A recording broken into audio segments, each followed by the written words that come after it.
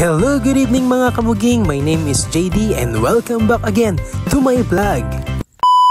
United na naimas ay ket intay papanan. Tara, samahan nyo kami at pasyalan natin ang isa sa mga sumisikat ngayon na kainan dito sa Lawag.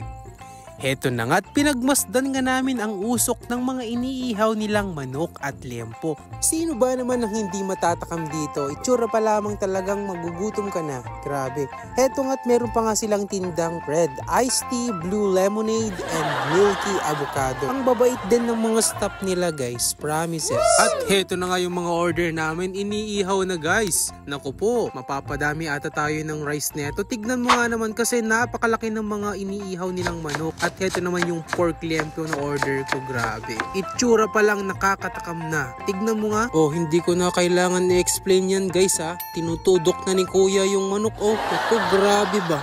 Nagimasan. Hello everyone, my name is Imerjun T. Rivera, the owner of IJ Hatchat's main branch.